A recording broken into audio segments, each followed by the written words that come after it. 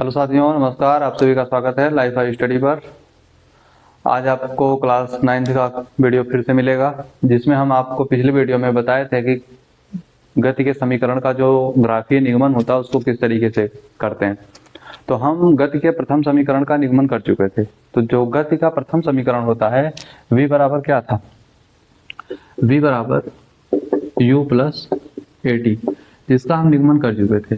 तो आज हम देखेंगे अपने वीडियो में कि गति का जो दूसरा समीकरण होता है s बराबर U T plus half A T square, इसका निगमन हम करेंगे। तो आइए देखते हैं। सबसे पहले हम क्या करेंगे, ग्राफ बनाएंगे। तो ग्राफ बनाना आपको सिखा दिया था, कैसे बनाएंगे। ये एक्स अक्ष है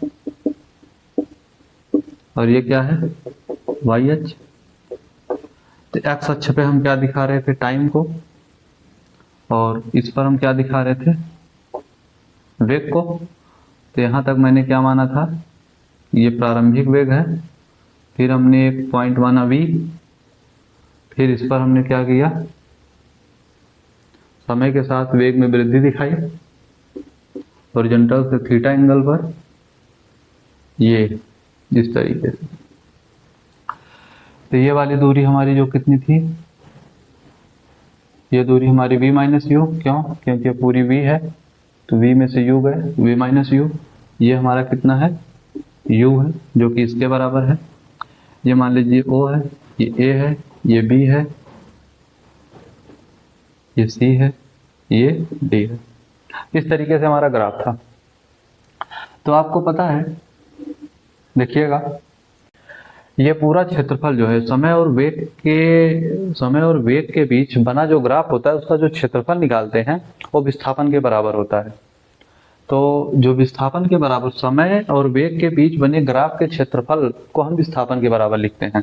तो जो विस्थापन होता है किसका क्षेत्रफल, देखिएगा, ओ ए बी सी डी का, जिसमें हम क्या करेंगे कि पहले हम एक त्रिभुज, ये जो त्रिभुज है इसका क्षेत्रफल देख लेंगे, फिर इसके बाद अलग से इसका क्षेत्रफल देख लेंगे, फिर दोनों का योग कर देंगे तो हमारा निकल के चला आता है।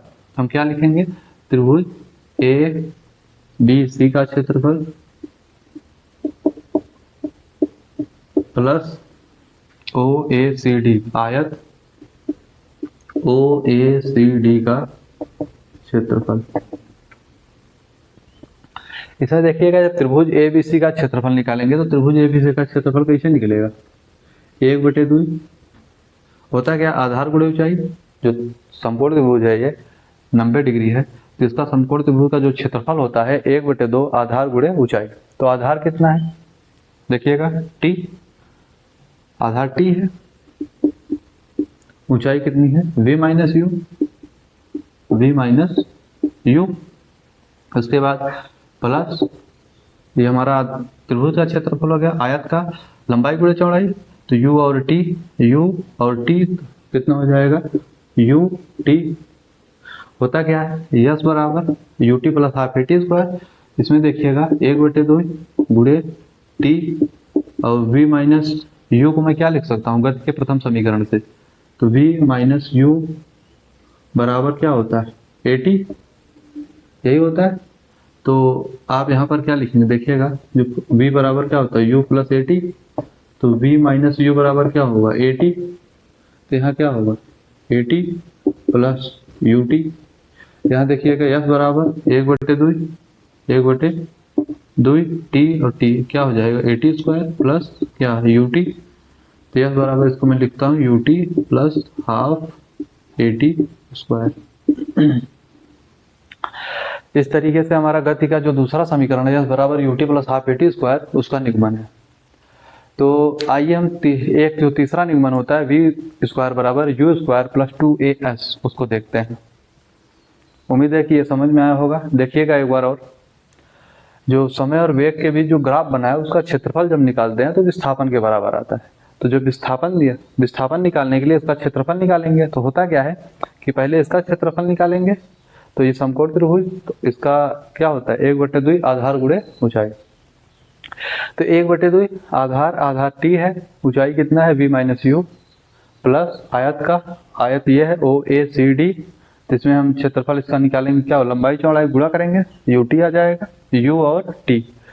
यस बराबर हाफ v माइनस यू बराबर मैं क्या लिख सकता हूँ, एटी, गति के प्रथम समीकरण से, तो v माइनस यू बराबर एटी, यस बराबर हाफ एटी स्क्वायर प्लस ये क्या है यू टी, अब यस बराबर half eighty square plus U T, तो इस तरीके से मैं इसको लिख सकता हूँ। तो तीसरा समीकरण देखिएगा,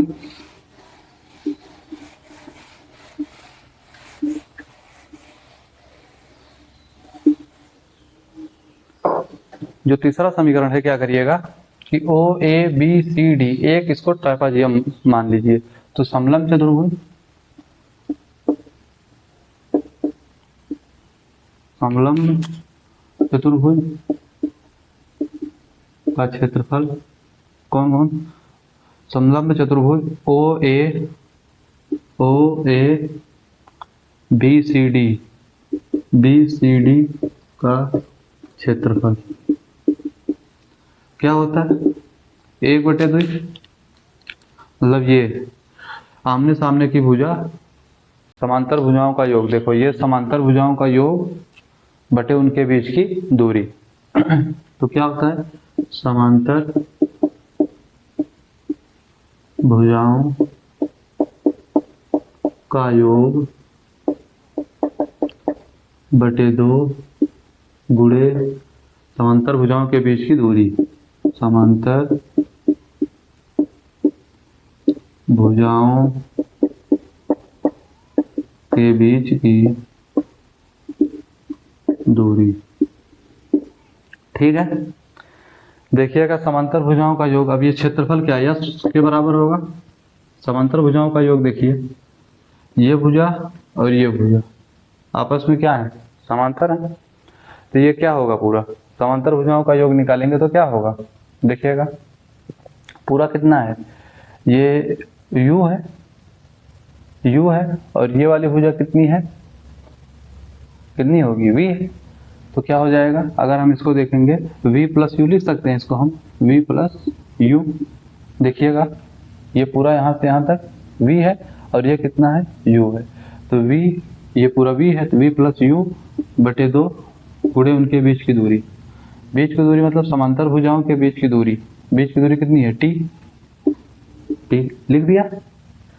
अब देखिएगा यस बराबर क्या हो जाएगा, यस बराबर v प्लस यू बटे 2 गुणे टी, तो टी का मान हम देखिए गति के प्रथम समीकरण से क्या निकालते हैं, तो होता क्या है, v बराबर u प्लस ए टी, तो अगर हम t बराबर निकालें क्या आएगा, v माइनस यू अपान ए बराबर टी, तो t बराबर क्या आ गया, v माइनस यू अपान ए।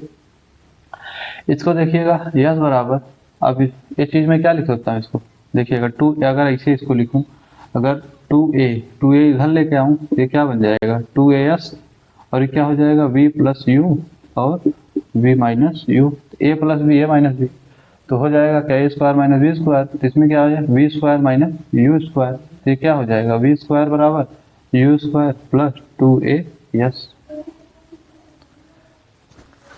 ये हमारा रहा गति का तीसरा समीकरण। तो 3 समीकरण हो गए, पहला v बराबर u प्लस ए टी, दूसरा यस बराबर U T plus half A T square, और तीसरा क्या हो जाएगा v स्क्वायर बराबर यू स्क्वायर प्लस 2as। उम्मीद है ये वीडियो समझ में आया होगा।